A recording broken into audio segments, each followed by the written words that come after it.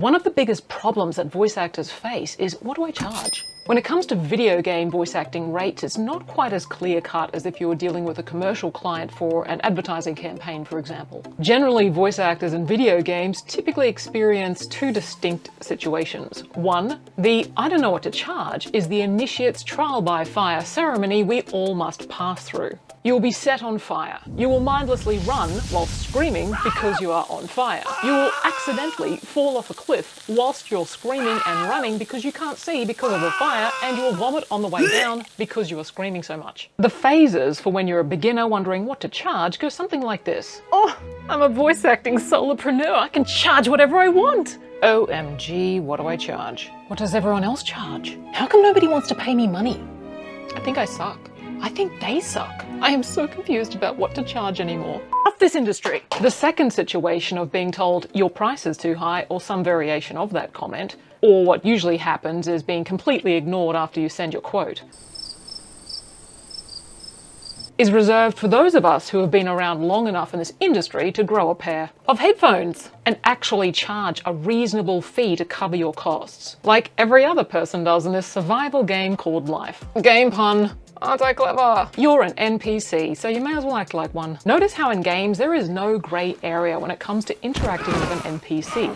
You either engage with them or not. The same applies to your rates. You need to clearly know what they are and be able to confidently communicate them to the client so that you and them know whether you want to engage with each other or not. Dealing with phase one.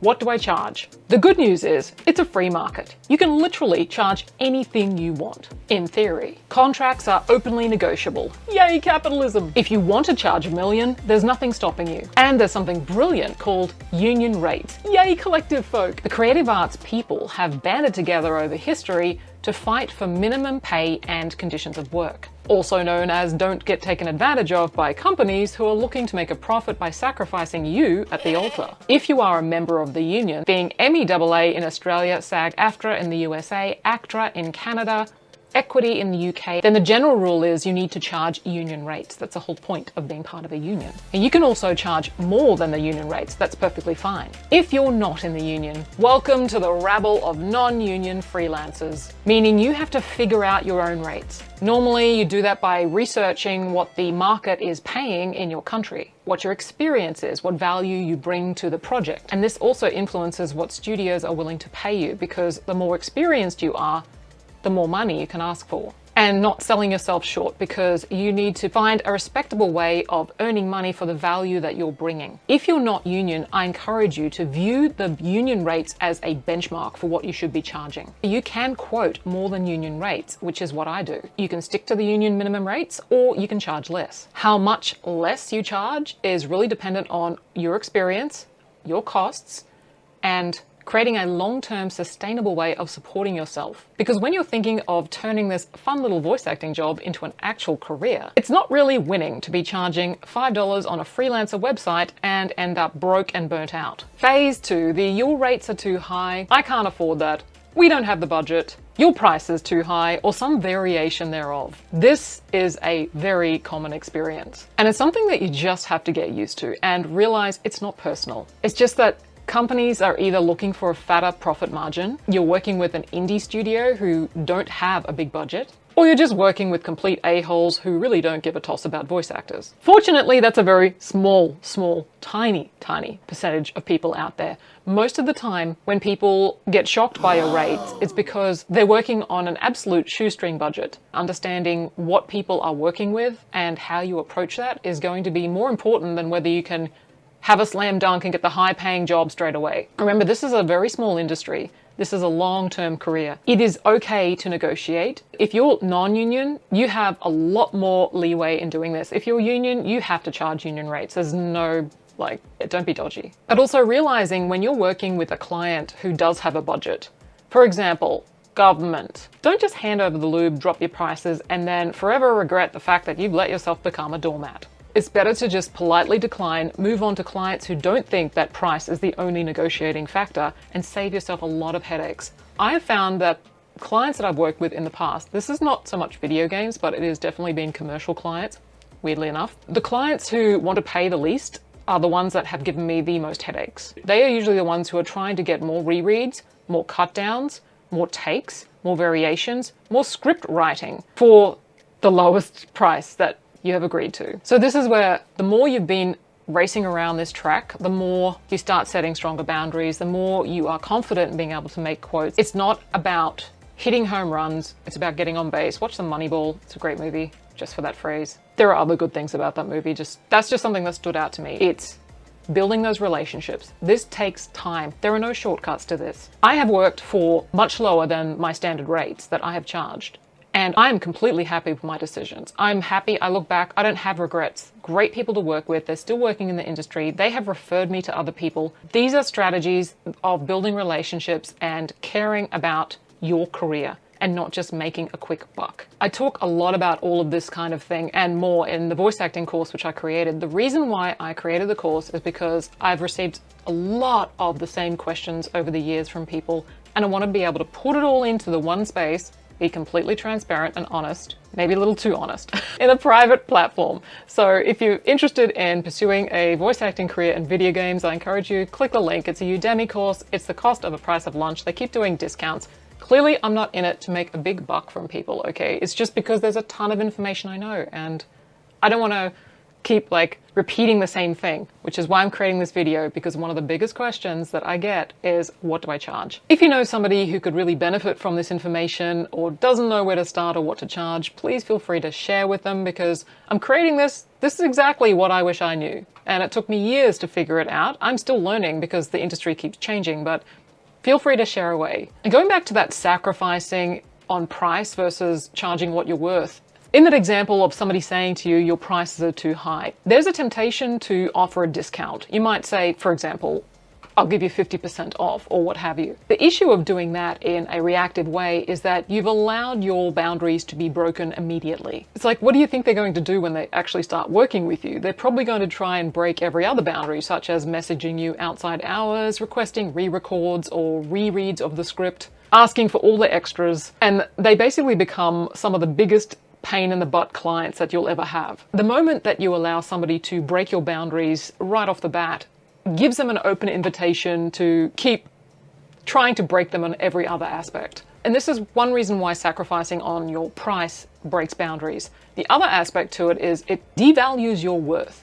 I have worked with a UK studio on a really awesome video game, and they paid me beautifully. Their price was not an issue. And what I really realized in that session as well was, when you're paid well, you want to give everything. You want to walk out of that studio exhausted, covered in sweat, and fall on the floor. Because in happiness though, because you want to give so much value and exceed expectations. And because it's in such a sense of fun and play when you work with people who don't want to race you to the bottom of the barrel for price. There is a mutual respect about the value that you bring as a voice actor. For example, I was voicing the boss character in this dungeon run. It was the first boss that you encounter. And the script read beautifully. There was no issue with the writing. But what I did do was I suggested at the end of the takes, I said, can I make a suggestion? Do you want me to just run through a few variations of evil laughs, such as a boss might actually get a kick out of the fact that the player is suffering? Because it's in line with the character. It was an appropriate choice for the character which I was voicing. They loved that. They were like, yes, because clearly they hadn't thought about that. And I was thinking, what else can I bring that would add value, at least gives options? They didn't have to use that in the game, but they ended up using it in the game, which was great. But that's the kind of thing, when you're bringing that extra value, I'm not charging any more for that. That is something that I will pack in at the end of the session. I'll ask, because sometimes you don't know whether you're working with some writers and some studios who might have a little bit of sensitivity or ego about it, but I've never struck that yet, which is really good. Most creatives are so open and collaborative that they are really happy and stoked that you're bringing suggestions and options to the table. And this is why you get paid the money. You're not just there to pay and get paid to read like a diligent, obedient servant. That's why having value and an understanding and an awareness of your experience and what you bring is very important, because it's not fun. I've been there when I was starting out as well, where I was broke. So being broke financially can put you in a desperate, panicky mindset where you're just looking to book a job.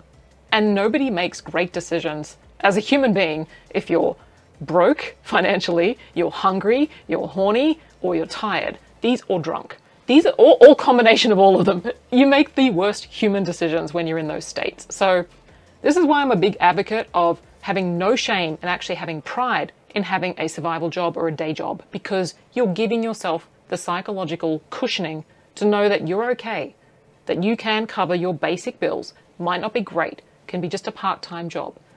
But having that as a foundation so that you're able to make better decisions when you're taking on clients rather than desperate decisions. It's a world apart. The other aspect to charging minimum rates, a decent rate for yourself, is that you become a premium, I was going to say product.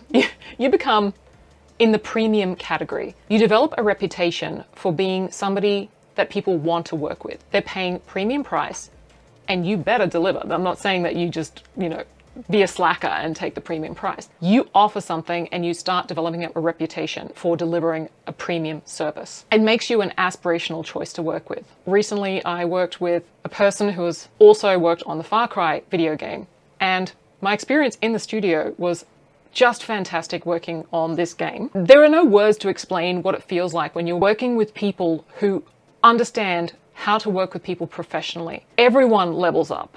It is a win-win situation. It cuts both ways. When people know that they're working with the best of the best, whether you're working with the best studios or they're working with one of the best voice talent, there's something that goes with, I've done this. If you get stuff for free, you don't value it as much. But when you've had to fork out and put money on the table, you want to make sure that you get your value's worth. And it somehow just elevates the whole situation. You want to make the best out of what you're investing in. The final thing I will say is that the only time that you will not be charging a huge amount of money or minimum rates is when you know that your experience sucks. Like when I first started out, I did a lot of free or pro bono work, but these weren't for the AAA studios. These weren't for companies who could afford to pay me something. These are for friends of a friend who was trying to develop an indie game for the first time with a one-person studio based in Canberra. There's an understanding that, hey, just be a little patient with me because I'm still figuring this out, but I still have a great attitude and passion, and I will stay in their whole studio for an hour until you get your little efforts or you get your one-liner or whatever it is. Knowing that you're working for nothing or just enough money to cover petrol or the train, that kind of thing. And that's perfectly fine. If you're a beginner, you need to start somewhere, but you want to accelerate going from being a beginner to being able to charge the minimum rates as fast as possible, which means it's a numbers game. It's getting through it. It's practicing. It's still sticking with it and still being in the fight long after the fight doesn't feel good, if that makes sense. But it's down to you having integrity, building the confidence and the courage to ask and to not then keep adjusting the goalposts and becoming a doormat. Because we've all started out from somewhere and it's inevitable that you're going to make mistakes. I've definitely done that. I have lowballed myself, particularly in my early days. I have probably made every single voice acting mistake you could under the sun, except for having my webcam on as I'm nude during a live recording session. On that visual, I will leave you now and enjoy your week.